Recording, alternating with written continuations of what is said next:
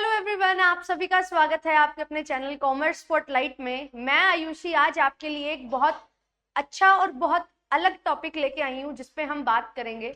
और ये जो टॉपिक है ये आपके पेपर में बहुत पूछा जाने लगा है अभी प्रीवियस 2 से 3 अटेम्प्ट में। तो किस तरीके से आपको आपका जो मैथमेटिकल रीजनिंग यूनिट होता है, यूनिट नंबर 5 पेपर 1 में, उसमें स्टैट्स का पोर्शन पूछा जा रहा है, उसके बारे में हम डिस्कशन करते हुए चलेंगे। जैसा कि आप सभी जानते हैं हमारा पेपर 2 कॉमर्स जो है उसमें स्टैटिस्टिक्स पोर्शन काफी पूछा जाता है।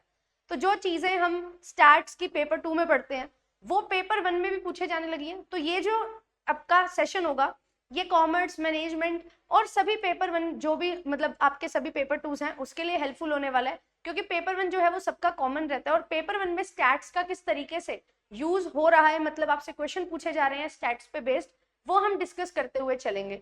एंड आपको बहुत बढ़िया तरीके से हर चीज समझ आने वाली है, बहुत डिटेल में और बहुत ही प्रिसाइज वे में और बहुत इजी वे में मैंने आपको समझाया है कि किस तरीके से आप जो है क्वेश्चंस को अप्रोच कर सकते हैं। तो आप ये सेशन फटाफट से लाइक एंड शेयर कर दो। एंड अगर आप चैनल पे फर्स्ट टाइम आए हैं तो चैनल को सब्सक्राइब कर लो। एंड मेरी क्लासेस का टाइमिंग जो है वो आपको 8:30 बजे देखने को मिलता है सुबह। एंड अभी मैराथन भी चल रही है, तो मैराथन मेरी जो है वो 11 AM आपके लिए संडेज को रहती है। तो आप लोग चैनल को ज्वाइन कर सकते हैं। पेपर 1 पेपर 2 की क्लासेस मैं आपको प्रोवाइड करती हूँ। सारी क्लासेस की PDF आपको JRF अड्डा एप्लीकेशन से मिल जाती है। एंड साथ ही साथ आपको एक इंपॉर्टेंट इन्फॉर्मेशन दे देती हूँ, संडे को यानी कि कल हमारा जो है बहुत इंपॉर्टेंट सेशन होने वाला है। सुबह 9 बजे मैं आपके लिए लेके आ रही हूँ DI का मैराथन सेशन। और ये क्लास कहाँ होगी, ये सेशन जो है आपका JRF अड्डा जो यूट्यूब चैनल है वहां पे आपके लिए ये क्लास कंडक्ट होने वाली है। तो आप सभी जो है वो ज्वाइन करेंगे, आपके लिए पेपर 1 की कंप्लीट तैयारी करवाई जा रही है। एंड अगर आप रिवीजन करना चाहते हैं तो MCQ बैच है, पेड बैच है, जहाँ पे काजल मैम आपके लिए यूनिट वाइज क्वेश्चंस ले रहे हैं। HPSC का जो है असिस्टेंट प्रोफेसर एग्जामिनेशन का कोर्स है, आप ले सकते हैं। 22 जून को हमारा पेपर है। एंड यस, जून में अभी हमने तैयारी जो है बहुत भरपूर कर ली है, बढ़िया तरीके से कंप्लीट डिटेल वे में पेपर 1 पेपर 2 हमने कवर किया है। पेपर 2 में अभी मैं टैक्सेशन स्टार्ट करने वाली हूँ 21 मई से। तो आप लोग अगर ज्वाइन करना चाहते हैं यू कैन ज्वाइन। बाकी जो रिकॉर्डेड क्लासेस है वहां से आप पूरा पेपर 2 कवर कर सकते हैं, एंड पेपर 1 भी डिटेल में प्रीवियस ईयर क्वेश्चंस के साथ, सारे फीचर्स के साथ। और अगर आपका टारगेट दिसंबर 2025 है तो भी आप अर्ली एनरोलमेंट्स ले सकते हैं। बैचेस हमारे स्टार्ट हो जाएंगे पेपर के तुरंत बाद। एंड यस, ऑफलाइन क्लासेस भी हैं, तो ऑफलाइन के लिए भी आप कोर्सेज ज्वाइन कर सकते हो अगर आप जयपुर या आसपास से हैं। और ये मेरा मैराथन का शेड्यूल है। रेगुलर क्लासेस मेरी 8:30 बजे जो है वो हो रही हैं। तो यस, आज जो है वीकेंड है, सैटरडे है, कल आपके लिए मैराथन होगी। तो आज आपको क्या करना है, कल 11 बजे पेपर 2 की मैराथन है और आपकी जो 9 बजे है वो पेपर 1 की मैराथन है। आज ये स्पेशल सेशन मैं आपके लिए लेके आई हूँ क्योंकि इस सेशन में हम 2 नंबर पक्के करने वाले हैं, स्टैटिस्टिक्स पोर्शन को कवर करने वाले हैं। और यहाँ से आपके क्वेश्चंस बखूबी बन रहे हैं पिछले 3-4 अटेम्प्ट से, तो बहुत ज्यादा देखने को मिल रहे हैं, तो आप इसको स्किप भी नहीं कर सकते हो। स्टैट्स पोर्शन कैसे आपसे पूछा जाता है अभी उसको हम कवर करते हुए चलने वाले हैं। तो फटाफट लाइक एंड शेयर जो है वो सेशन हो जाना चाहिए। करते हैं क्लास को स्टार्ट।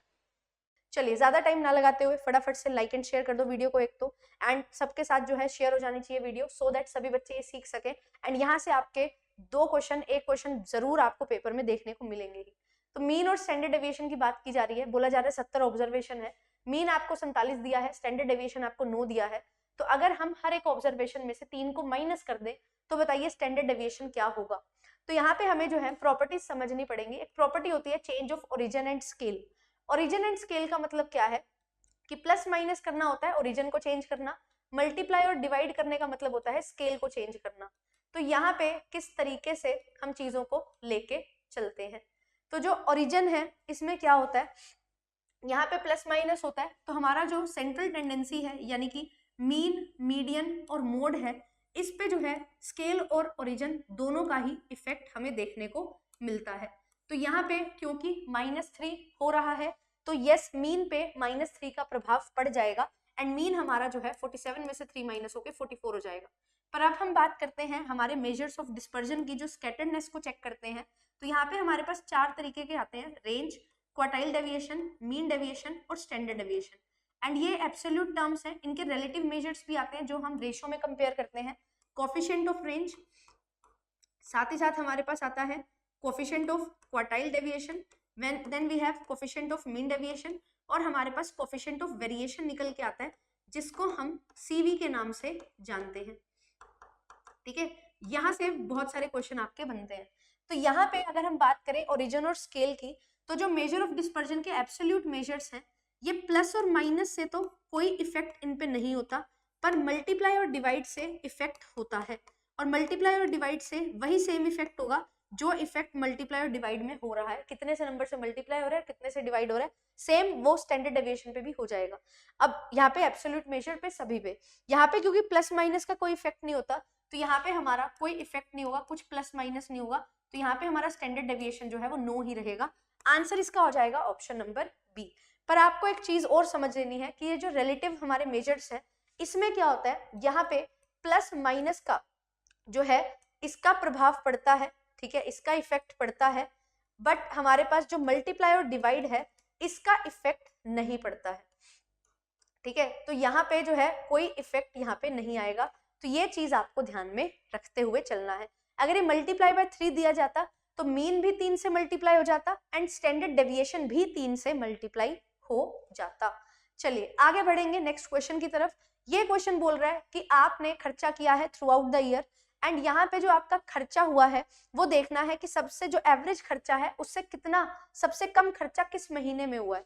तो यहाँ पे हम क्या करेंगे, पहले तो सम निकालेंगे, क्योंकि एवरेज का फॉर्मूला होता है sum of observation by number of observation.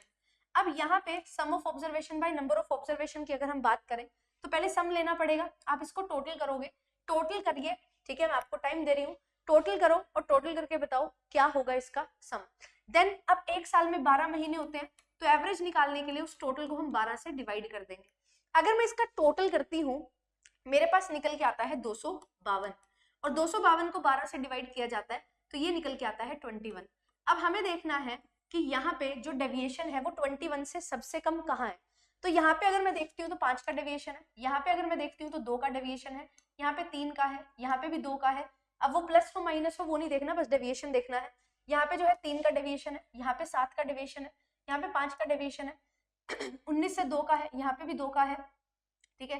फिर इसके बाद यहाँ पे जो है 1 का डेविएशन है, एंड यहाँ पे हमारे पास जो है यहाँ पे 20 में 1 का डेविएशन है, एंड इसके साथ साथ 18 जो है उसमें हमारा 3 का डेविएशन निकल के आ रहा है। तो अब मैं सबसे लीस्ट डेविएशन की अगर बात करूं तो ये 2 महीनों में आ रहा है, जो लास्ट का सेकंड और लास्ट का थर्ड मंथ है, यानी कि जो सबसे कम डेविएशन आ रहा है वो अक्टूबर एंड नवंबर में आ रहा है। तो आंसर इस क्वेश्चन का क्या हो जाएगा, ऑप्शन नंबर डी, अक्टूबर और नवंबर इसका करेक्ट आंसर हो जाएगा। डेविएशन का मतलब होता है कि जो वैल्यू हमें दी गई है उसका उसके मीन से कितना फर्क है, ये हमारा डेविएशन कहलाता है। फिर इसके बाद यहाँ पे एक और क्वेश्चन है जो बढ़िया क्वेश्चन पूछा गया। यहाँ पे आपसे बोला गया कि एक क्लास है जिसमें हमारे पास अलग अलग वेट वाले स्टूडेंट्स हैं, उस कैटेगरी में कितने कितने स्टूडेंट हैं वो हमने यहाँ पे रखे हुए हैं, और आपको बताना है मीन वेट कितना होगा। तो ये जो है ये सेम बन गया क्वेश्चन जैसा हम कंबाइंड एवरेज के केस में पढ़ते हैं। तो कंबाइंड एवरेज में हम क्या पढ़ते हैं, हमारे पास नंबर ऑफ ऑब्जर्वेशन होते हैं एक डेटा सेट में, और उस डेटा सेट की एवरेज होती है। अब यहाँ पे जो वेट है वो रेंज में दिया हुआ है, तो ये क्लास इंटरवल्स में जब आपको यहाँ पे रेंज दी हुई है तो आप क्या करेंगे, आप यहाँ पे मिड वैल्यू कैलकुलेट करेंगे। क्या हमेशा ऐसा ही होगा, यस, हमेशा ही आपको मिड वैल्यू कैलकुलेट करनी होगी, सो दैट आप एक एवरेज वेट निकाल लें अपने डेटा का। तो यहाँ पे ये क्लास इंटरवल है, इसकी मीन वैल्यू मिड वैल्यू निकालेंगे, ये आ जाएगा यहाँ पे 52, ठीक है। फिर इसको ऐड करेंगे, यहाँ पे आ जाएगा 56, यहाँ पे आ जाएगा 60, और यहाँ पे आ जाएगा 64। अब फ्रीक्वेंसी कितनी है, 8 है फर्स्ट कैटेगरी में, 10 बच्चे हैं सेकंड कैटेगरी में, 25 बच्चे हैं थर्ड कैटेगरी में, और 17 बच्चे हैं हमारे फोर्थ कैटेगरी में।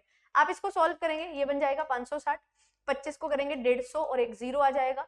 देन 52 को 8 से करेंगे, 8 2 जा 16, 8 5 जा 40 और 1 41। ये हम क्या निकाल रहे हैं, ये हम निकाल रहे हैं F इंटू एम।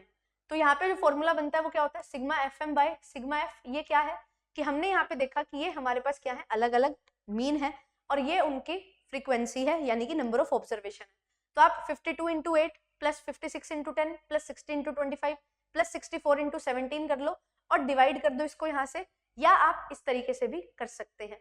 तो यहाँ पे अगर मैं इसको सॉल्व करूँ तो ये कितना आ जाएगा, यहाँ पे जो है ये 20 बन गया, 2 4 और 6, ये टोटल फ्रीक्वेंसी जो है 60 है। अब 64 को 17 से भी मल्टीप्लाई कर लो भाई, कितना आएगा 640, और 64 को 7 से मल्टीप्लाई करेंगे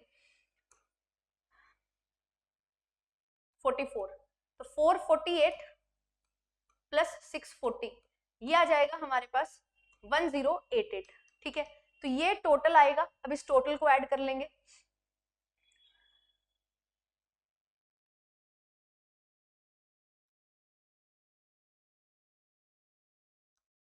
3564 आ गया। 3564 को 60 से डिवाइड करोगे, आपका आंसर निकल के आ जाएगा, ठीक है। 3564 को डिवाइड करना है 60 से, तो 59.4 जो है वो आपका यहाँ पे करेक्ट आंसर आ जाएगा। मैम कैसे इतनी जल्दी सॉल्व किया, आप खुद देखो, यहाँ पे 60 है तो एक डिजिट के पहले पॉइंट लगेगा, अब 6 बचा, 6 का 36 होता है, 35 है तो ये 59 पॉइंट समथिंग पे जाएगा, तो बिल्कुल 59.4 जो है ये यहाँ पे करेक्ट आंसर निकल के आ जाएगा, ठीक है। तो आंसर हमारा यहाँ पे क्या हो जाएगा, ऑप्शन नंबर सी। तो ये कंबाइंड मीन की तरह ही क्वेश्चन सोल्व होने वाला है, बट जब भी क्लास इंटरवल दिया जाएगा आपको यहाँ पे क्या करना होगा, आपको यहाँ पे मिड वैल्यू लेनी होगी। अब ये क्वेश्चन आपके लिए है, क्वेश्चन दिया हुआ है 75 ऑब्जर्वेशन का, मीन और स्टैंडर्ड डेविएशन 2 ऐड किया गया है हर एक ऑब्जर्वेशन में, तो मीन और स्टैंडर्ड डेविएशन पे क्या प्रभाव पड़ेगा ये आपको होमवर्क में बताना है। सेम जैसे हमने फर्स्ट क्वेश्चन किया उसमें -3 किया जा रहा था, तो प्लस माइनस और मल्टीप्लाई डिवाइड ये 2 चीज आपने चेक करनी होती है, उसके अकॉर्डिंग आप मुझे आंसर यहाँ पे बताएंगे, ठीक है। अगले क्वेश्चन पे चलते हैं। ये क्वेश्चन को देखिए यहाँ पे कैसे सोल्व होता है। अब हमारे पास यहाँ पे स्टैटिस्टिकल मेजर को इंक्रीजिंग ऑर्डर में अरेंज करने के लिए बोला गया है। हमारे पास जब डेटा होता है तो हमारे पास क्या है, एक मैथमेटिकल एवरेज होती है, एक पोजिशनल एवरेज होती है। जो पोजिशनल एवरेज है उसमें क्या आता है, उसमें आता है हमारे पास मीडियन, हमारे पास आता है मोड, और हमारे पास आती है पार्टीशनल वैल्यूज। ये पार्टीशनल वैल्यूज जो हैं ये क्या होती है, ये डेटा को डिवाइड करती हैं क्वार्टाइल्स में। क्वार्टाइल्स का मतलब होता है एक चीज के 4 हिस्से, 4 इक्वल पार्ट्स, है ना। और एक होता है हमारे पास डिसाइल, डिसाइल का मतलब क्या होता है 10 इक्वल पार्ट्स, एंड एक हमारे पास होता है परसेंटाइल, और परसेंटाइल में क्या होता है हमारे पास 100 इक्वल पार्ट्स रहते हैं। ये चीज आपने ध्यान में रखनी है, ठीक है। अब यहाँ पे क्या चीज होगी, अब यहाँ पे देखो बोला गया है 37 परसेंटाइल। अब मैं किसी चीज के 100 टुकड़े करूं और 37 टुकड़े ले लूं तो मैं बोल सकती हूँ कि ये 37% हो गया, 37/100। अब फर्स्ट क्वार्टाइल, अब क्वार्टाइल में 4 हिस्से किए जाते हैं, अगर 100 के 4 हिस्से किए जाए तो कितना हिस्सा आएगा, 25, यानी कि 25%, तो ये 25% हो गया। मीडियन जो होता है वो मिड वैल्यू होता है जिसको हम Q2 बोलते हैं, तो ये सेकंड क्वार्टाइल होता है यानी कि 50%।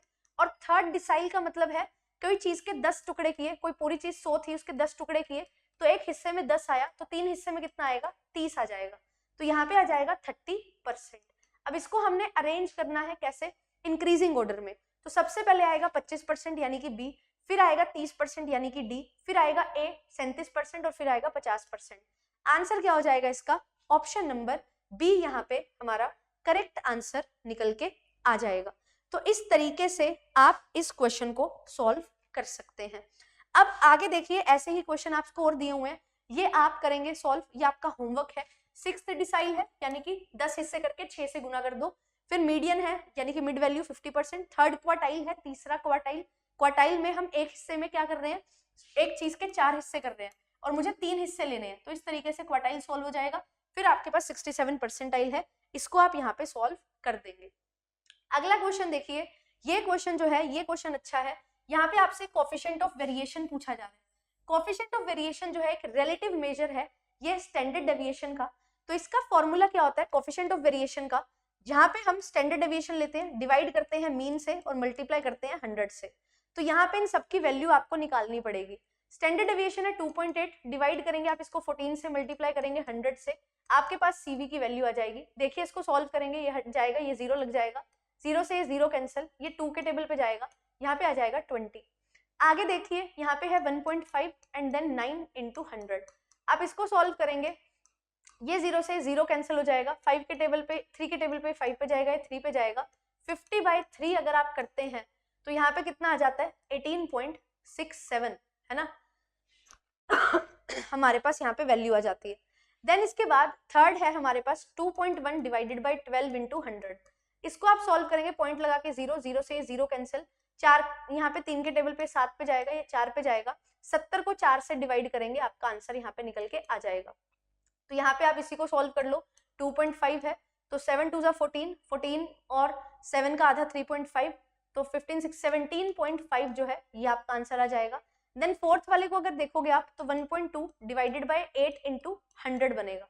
इसको आप सॉल्व करेंगे, यहाँ से 0 लगेगा, 0 से 0 कैंसिल, ये 4 के टेबल पे 3 पे जाएगा, ये 4 के टेबल पे 2 पे जाएगा, ये जाएगा 5 पे, 5 3 15 आ जाएगा। तो ये हमारे पास वैल्यूज जो है वो निकल के आ चुकी हैं। इंक्रीजिंग ऑर्डर में अरेंज करना है, सबसे पहले सबसे छोटी यानी कि ऑप्शन नंबर डी आएगा पहले, फिर उसके बाद उससे बड़ा यानी कि सी, फिर उसके बाद आएगा हमारे पास नंबर, एंड इस तरीके से सॉल्व हो जाएगा। पर यहाँ पे जो है थोड़ा सा ध्यान देंगे भाई, यहाँ पे क्या गड़बड़ हो रही है।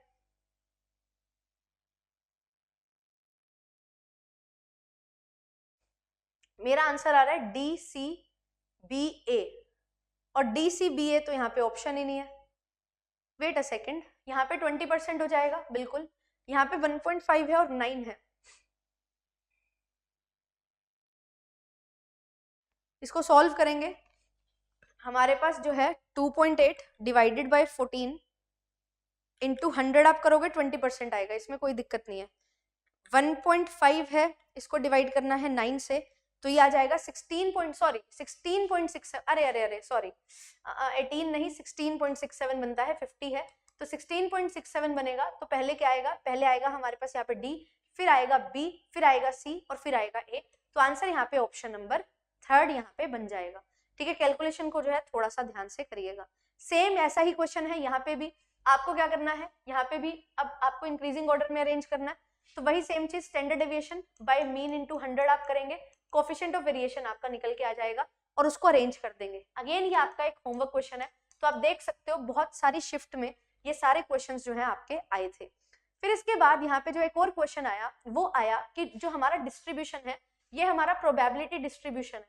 तो प्रोबेबिलिटी डिस्ट्रीब्यूशन के केस में हम 3 तरीके से पढ़ते हैं, डिस्क्रीट सीरीज होती है हमारी और नॉर्मल सीरीज, कॉन्टिन्यूअस सीरीज होती है। कॉन्टिन्यूअस सीरीज में हम पढ़ते हैं नॉर्मल डिस्ट्रीब्यूशन, डिस्क्रीट में हम बाइनोमियल डिस्ट्रीब्यूशन और पॉइसन डिस्ट्रीब्यूशन को मेनली पढ़ते हैं, जहां पे न्यूमेरिकल्स भी आपके बनते हैं। तो यहाँ पे अगर हम इसको देखें तो ये जो क्वेश्चन है ये हमें दिया हुआ है, पी प्रोबेबिलिटी ऑफ सक्सेस है, एन जो है वो नंबर ऑफ ट्रायल्स है। तो हमें प्रोबेबिलिटी डिस्ट्रीब्यूशन में एन, पी और क्यू चाहिए होता है, और इन्हीं की हेल्प से हम कॉन्स्टेंट्स को फाइंड करते हैं। ठीक है, आपसे बोला जा रहा है कि आपको यहाँ पे क्या करना है, वेरिएंस निकालना है। तो जो वेरिएंस होता है वो क्या होता है, N into P into Q, ये हमारी वेरिएंस की वैल्यू होती है। और यहाँ पे जो P है वो है probability of getting success, Q is the probability of getting failure. अब P अगर आपको दिया होगा तो Q आप कैसे फाइंड आउट करोगे, Q को फाइंड करने का तरीका है टोटल में से P को माइनस कर देना। ठीक है, तो यहाँ पे देखिए P 0.3 है तो Q क्या आ जाएगा, 1 माइनस 0.3 इज 0.7। फिर यहाँ पे जो है Q आ जाएगा 0.6, यहाँ पे जो है Q आ जाएगा 0.5 और यहाँ पे जो है Q आ जाएगा 0.4। तो आपके पास N भी है, P भी है, Q भी है, मल्टीप्लाई करिए और आंसर आपका निकल के आ जाएगा। यहाँ पे देखिए 7 इंटू 0.3 इंटू 0.7, 7 7 जा 49, 49 3 जा 147, 2 डिजिट के पहले पॉइंट आएगा तो 1.47, ये बन जाएगा 4 से मैच। A का 4 बनते ही हमारा आंसर निकल के आ गया। तो सीखना क्या था कि वेरिएंस जो है वो कैसे निकलता है और P और Q है क्या और ये कैसे फाइंड आउट किए जाते हैं। अब आपसे अगर पूछ लिया जाए मीन बताओ, तो मीन का जो फॉर्मूला होता है वो क्या होता है, वो होता है n इंटू पी। और अगर आपसे पूछ लिया जाए स्टैंडर्ड डेविएशन बताइए, तो स्टैंडर्ड डेविएशन जो होता है वो क्या होता है, root of N P Q, क्योंकि वेरिएंस का रूट जो है वो हमारा स्टैंडर्ड डेविएशन होता है। तो अभी हमें यहाँ पे वेरिएंस निकालना था तो इस तरीके से हमने मल्टीप्लाई किया। अब यहाँ पे देखो 5 इंटू 4 20, 20 इंटू 6 120, 2 डिजिट के पहले पॉइंट है तो 1.2 आ जाएगा, बी का 3 हो जाएगा। फिर यहाँ पे 8 5 जा 40, 45 जा यहाँ पे आ जाएगा 200 और 2 डिजिट के पहले पॉइंट है तो 2 आ जाएगा। 6 6 जा 36, 36 इंटू 4 करेंगे 144, 2 डिजिट के पहले पॉइंट है 1.44 हमारा करेक्ट आंसर बन जाएगा। तो ये चीज आपसे यहाँ पे पूछी गई थी and it is also very very important. यहाँ पे मैंने आपको कॉन्स्टेंट्स बता दिए सारे बाइनोमियल डिस्ट्रीब्यूशन के, मीन भी, स्टैंडर्ड डेविएशन भी एंड वेरिएंस भी। अब इसके बाद एक बहुत ही प्यारा सा क्वेश्चन है जो रिलेटेड है हमारा कोरिलेशन से। तो ये बोल रहे हैं आपको कोरिलेशन फाइंड करना है with the help of coefficient of variation and the standard deviation। तो याद रखिएगा जो हमारा coefficient of variation है x और y वेरिएबल का, और उसको अगर हम डिवाइड कर दें standard deviation of x into standard deviation of y से, तो हमारा यहाँ पे कोरिलेशन निकल के आ जाता है। तो यहाँ पे r की वैल्यू किस तरीके से निकलेगी, इस तरीके से। तो कोवेरियंस 18 है, 18 को डिवाइड करेंगे 4 इंटू 9 से, ठीक है, ये 2 पे कैंसिल हो जाएगा, यहाँ पे आएगा, ये आएगा 0.5, ठीक है, 1/2 आया क्योंकि। फिर इसके बाद इसको सॉल्व करेंगे, 15 डिवाइडेड बाई 8 इंटू 3, तो ये जो है 5 पे जाएगा। अब 5/8 की अगर हम बात करें तो ये कितने पे जाएगा, पॉइंट लगाएंगे यहाँ पे, 8 6 ज़ा 48 होता है ना, 20 आएगा, देन यहाँ पे जो है 8 2 ज़ा 16, तो 0.62 के करीब आ रहा है। देन इसको सॉल्व करेंगे, 16 डिवाइडेड बाई 7 इंटू 4, तो ये 4 पे जाएगा, 4/7। अब 4/7 मुझे सॉल्व करना है, तो 4/7 जो है उसको मैं सॉल्व करूंगी तो कैसे जाएगा, 40 है, 47 से जाएगा, 7 5 ज़ा 0.5 आएगा, 35, देन 5 बचेगा, देन यहाँ पे 9 आएगा, तो 0.59 यहाँ पे आ जाएगा। देन इसके बाद यहाँ पे है हमारे पास 21, इसको डिवाइड करेंगे 6 इंटू 5 से, तो ये 6 जो है ये जाएगा 2 पे, 3 के टेबल पे, 7 पे, तो 7 को 10 से डिवाइड करेंगे तो 0.7 आ जाएगा। अब यहाँ पे हमें इसको अरेंज करना है इंक्रीजिंग ऑर्डर में, तो सबसे छोटा है 0.5 यानी कि ए, फिर इसके बाद है सी, फिर उसके बाद है बी, फिर उसके बाद है डी, तो आंसर हो गया हमारा ऑप्शन नंबर 1। अब आपको यहाँ पे एक चीज जो हमने सीखी थी हमारी सेकंड क्लास में, वो क्या थी, फ्रैक्शन को कंपैरिजन करने का तरीका, है ना, फ्रैक्शन कंपैरिजन हमने सीखा था। तो यहाँ पे अगर आप इन पॉइंट्स में उलझ रहे हैं तो आपको मैं एक चीज बताती हूँ, हमारे पास यहाँ पे क्या आया, 18 4 इंटू 9, है ना। दूसरा नंबर जो है वो क्या आया, वो आया था 15 8 इंटू 3। फिर हमारे पास तीसरा नंबर जो आया था वो क्या आया था, 16 4 इंटू 7, और फोर्थ आया था हमारे पास 21 डिवाइडेड बाई 6 इंटू 5। अब यहाँ पे ध्यान दो, यहाँ पे जो 2 पे चला जाएगा, यहाँ पे जो है ये 5 पे चला जाएगा, यहाँ पे जो है ये 4 पे चला जाएगा, यहाँ पे जो है ये 2 पे, और ये जाएगा 7 पे, ठीक है। अब इसके बाद आगे हमने क्या करना है, यहाँ पे देखो ये 1/2 है, ठीक है, यहाँ पे जो है ये बनेगा 5/8, और यहाँ पे ये बनेगा 4/7, और यहाँ पे बनेगा 7/10। अब हमने क्या सीखा था, हमने लेना है डिफरेंस, डिफरेंस क्या है 1, यहाँ पे डिफरेंस क्या है 3, यहाँ पे डिफरेंस क्या है 3, यहाँ पे डिफरेंस क्या है 3। अब इसको क्या करना है, जो डिफरेंस है उसको डिवाइड कर दो न्यूमरेटर से, 1/1 5/3 4/3 7/3। अब सबसे बड़ा कौन सा ये सबसे बड़ा आएगा, इंक्रीजिंग ऑर्डर में लगाना है तो ये लास्ट में लगेगा। यहाँ पे जो है एक सेकंड, हाँ ये जो है सबसे लास्ट में लगेगा, ये डी पॉइंट पे है ना, डी की वैल्यू निकली है तो ये डी पे रहेगा, डी लास्ट में रहेगा। अब ये जो है ये बड़ा 5/3 से, और 4/3 से कौन सा बड़ा, 5 बड़ा, तो ये सी आएगा, फिर ये छोटा है, फिर बी आ जाएगा, और सबसे छोटा है ए, तो ए बी सी डी यहाँ पे जो है, एक मिनट सॉरी, अरे यहाँ ध्यान देना, यहाँ पे हमारे पास डी जो है वो सबसे बड़ा है, फिर हमारे पास बी है, फिर हमारे पास सी है छोटा, और फिर ए है, तो ए सी बी और डी ये हमारा करेक्ट आंसर निकल के आ जाएगा। तो फ्रैक्शन कंपैरिजन जो है अगर आपने सीख लिया है इस ट्रिक से, तो यहाँ पे आपके लिए चीजें आसान हो जाएंगी, ठीक है। इस चीज को आपने ध्यान में रखना है, और अदरवाइज आप इस तरीके से भी कर सकते हैं, बट अगर आपको दिक्कत आती है पॉइंट्स को सॉल्व करने में तो ये तरीका अपनाइए, आपका आंसर बिल्कुल सही निकल के आ जाएगा। तो दीज आर दी क्वेश्चंस जो आपके स्टैट्स के न्यूमेरिकल क्वेश्चन है जो बने थे, और इसके अलावा जो इंपॉर्टेंट चीजें हैं वो भी मैंने आपको बता दी, और एक डिटेल सेशन भी मैंने ऑलरेडी लिया हुआ है स्टैट्स इन मैथमेटिक्स करके, जहाँ पे आपको और एक्स्ट्रा चीजें भी जो है बताई गई हैं, ठीक है। तो पूरा डिटेल भी आप कर सकते हो, और प्रीवियस ईयर का सॉल्यूशन भी मैंने आपको यहाँ पे दे दिया है। तो इन क्वेश्चंस को अच्छे से रिवाइज करिएगा, प्रैक्टिस करिएगा, और जो प्रॉपर्टीज मैंने बताई हैं इनको अच्छे से समझिएगा, आपका क्वेश्चन कहीं भी नहीं जाएगा, आपके बिल्कुल पूरे नंबर यहाँ पे आने वाले हैं। तो मिलते हैं नेक्स्ट सेशन में, थैंक यू सो मच।